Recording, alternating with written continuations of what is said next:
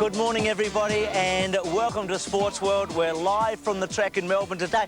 Pretty blustery day, and we've had a fair bit of rain overnight, and that could be a key to who wins the great race. Yes, we're on the eve of the Melbourne Cup, and I reckon over the next couple of days, the most asked question in Australia will be, who do you think is going to win? Well, hopefully by the end of Sports World today, we will help you with your selection. For me, I think the two big questions are, will Sky Heights do the double, the Caulfield Cup, Melbourne Cup, or will the remarkable Bart Cummings make it 11 Melbourne Cups? Well, speaking of results, we got one of the best ones in the whole of 1999 this morning, and to tell you all about it, good morning, Kylie Gillies. Thanks, Bruce, and good morning, everyone. Yes, Wallaby fans are pretty happy and wasn't confined to the gallops with the Australian Pacing Championship run at Albion Park in Brisbane last night.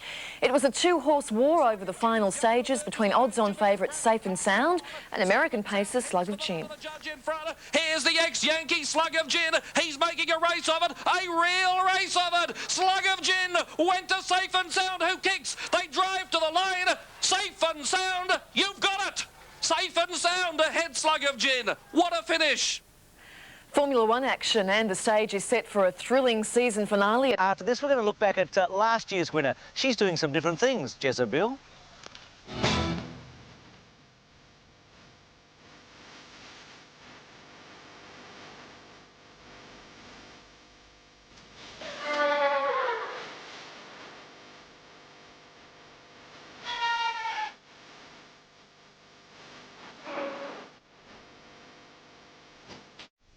Hello and welcome back to Sports World on the eve of the Melbourne Cup. Well, this time last year, the pin-up girl in racing was Jezebel. She's not back to defend her title. In fact, this weekend, she's having a romantic weekend. Jezebel these days would much rather roll in the hay than eat it, as Peter Cahoon reports. The Hunter Valley, a district known for its wine and jazz festivals, the ideal getaway for man and beast alike. And if you have the right bloodlines, there'll be no expense spared on your every comfort. Love is in the air, everywhere I look around. Here at Coolmore Stud, it's also the perfect setting for a quick romantic fling. Booking into the Master Suite this week is last year's Melbourne Cup winner, Jezebel. She's about to spend a few romantic minutes in the company of one of the most sought-after stallions in Australia. Jezebel, the 6-year-old stayer, is about to meet the man of her dreams. Last year's Sire of the Year, Danehill, who'll charge $120,000 for the pleasure of his company.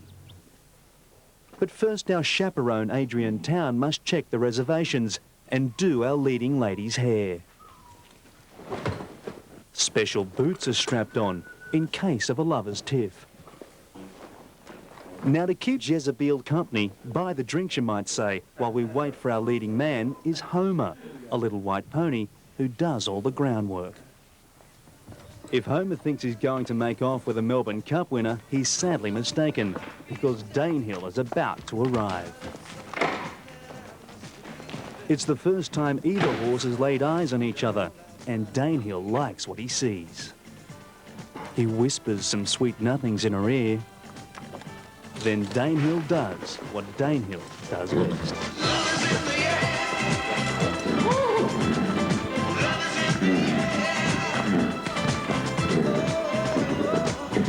When the dust settles, the burning question on everyone's lips is, has it been successful? Yeah, no problems there. Yeah? Yeah, Was very it good. love at first sight? I think it must have been. The horse was pretty keen anyway, and she was pretty receptive, so yeah, delighted. But what a life Danehill has. Yeah, he's the most popular horse in Australia, Peter. Last year he covered 150 odd mares, and he'll probably do the same this year. So how many a day does he do? On average he'd do 2, some days he'll do 3, he'll never do more than that. He's a world-class stallion, and horses like him don't come along very often. Last year, one of Danehill's foals sold for $1 million at yearling sales, and at 13 years of age, Danehill still has plenty of years left in him. For the rest of the day, he'll just eat grass and get ready for his midday appointment with another unsuspecting mare. For Adrian, he needs to go back and make sure Danehill's next date walks away with a smile on her face. But what about Homer, the little horny pony who has the most frustrating job in the world? We know what he's thinking. He's got a very, very important role to play, and without him, you know, we would be... And you tell him that all the time. yeah. And for Jezebel, our expectant mum, It's been a busy morning for the Cup winner, and it'll be 11 months before we know whether she has a boy or a girl. and did she enjoy her perfect match?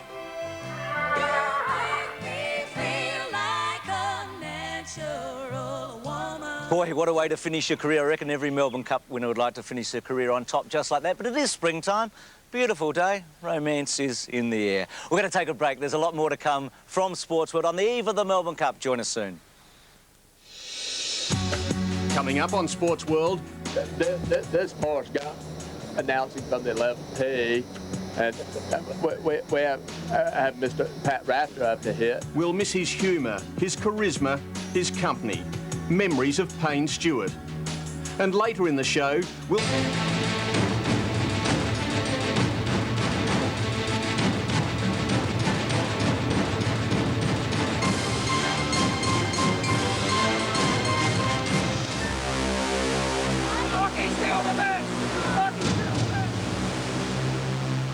Well, those scenes are going to be repeated, I should say, on Tuesday, aren't they, with the Melbourne Cup. This is where we get serious.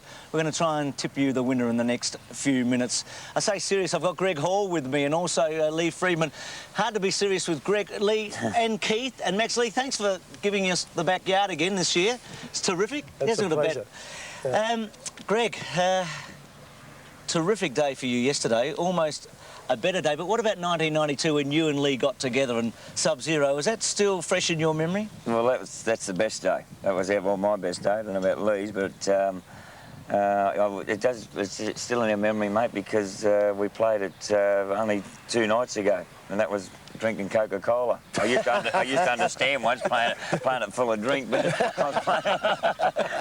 I'm still playing it today, mate. So it's fresh in my mind, and I actually do like playing it.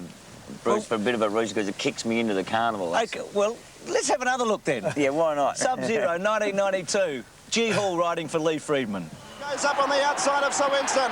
300 metres to go. Sub-Zero got a length and a half in front. Castletown running on it. Here's Viandacross. Sub-Zero's kick. He's 2.5 in front of Viandacross and Castletown. Sub-Zero clear. Viandacross won't get him. And the Melbourne Cup of 1992 belongs to Sub-Zero. Sub-Zero wins by 2 to Viandacross. Well, Lee, you won 3 in 6 years. You must have thought it was pretty easy in those days.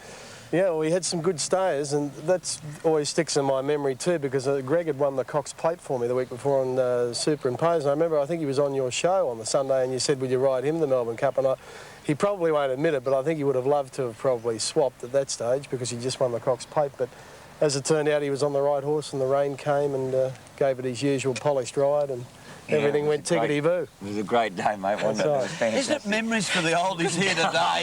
Greg and Lee.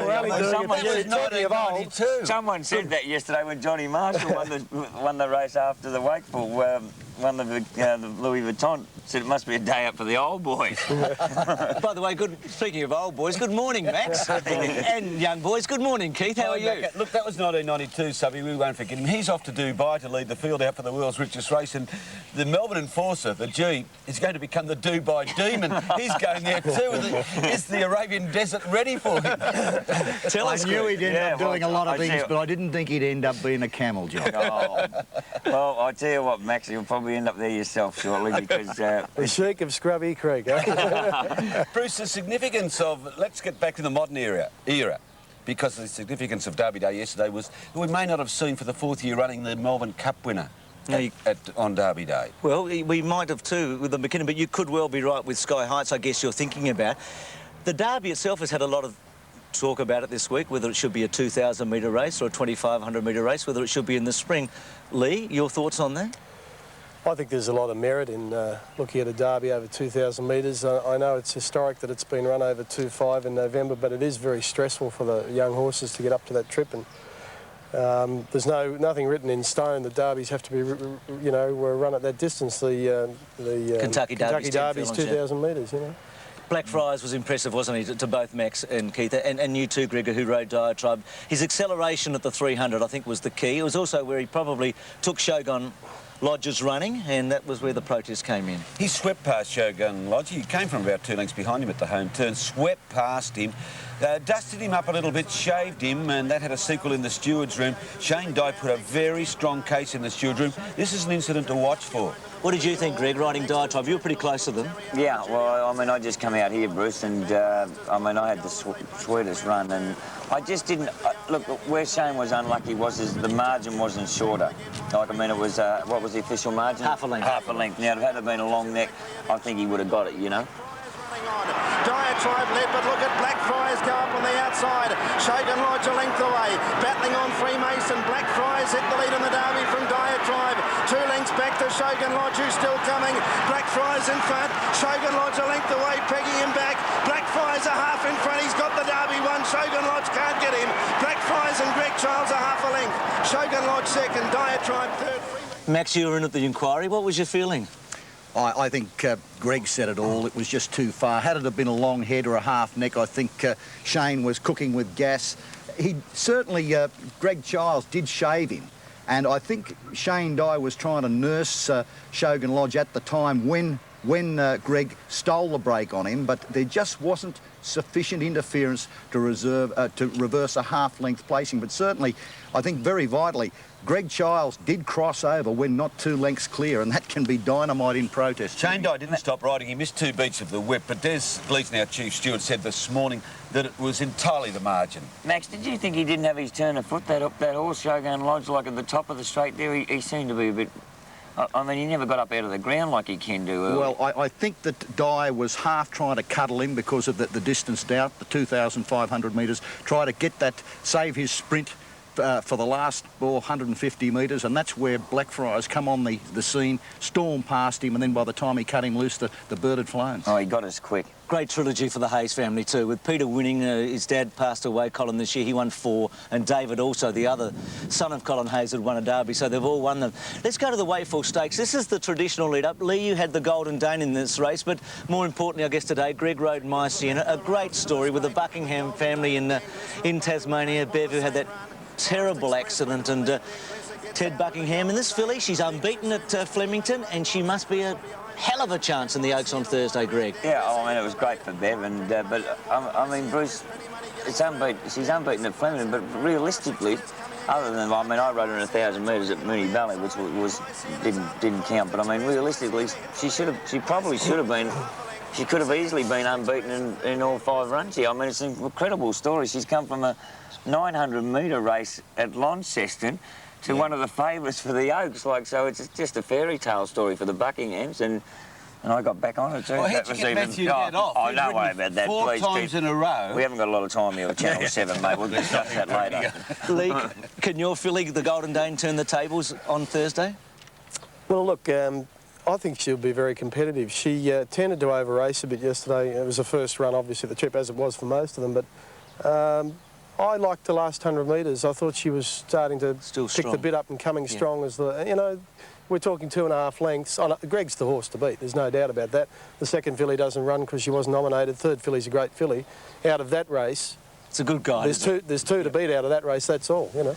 How good a guide's the McKinnon Stakes still to the Melbourne Cup? If someone had told you that Rogan Josh would beat Rebel and Oliver Twist in the McKinnon Stakes 3 weeks ago, what would you have done?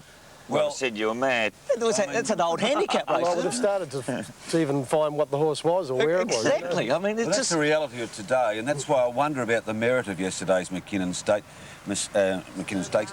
Rogan Joss, he's trained by Bart. Bart's going for 11 Cup wins on Tuesday. If it wasn't for Bart, and if it... The fair weight drop. Wasn't for the weight drop. Keith, the Caulfield Cup was good too. Chance. What about Tie the Knot, just briefly, Lee? Tie the Knot. Well, I hate discussing other people's horses, really, but, you know, on face value, if I was a trainer, I'd be shattered. Well, there he is in the white cap and the red colours, second from the outside. This is Tie the Knot, who was vying for favouritism in the Melbourne Cup on Tuesday 24 hours ago. He's out to 7-1 now. Michael Iskander said he'll probably bet 10-1 on Tuesday. And that's under the odds on his performance yesterday. Josh in the centre. Rogan Josh goes up with Rebel to hit the lead. It's Rogan Josh drawing a neck clear. This is a strong run. Rogan Josh coming away. Rogan Josh wins it nearly a length. Second Rebel, then Oliver Twist. Well, outside Rogan Josh was good. Arena wasn't bad, was he?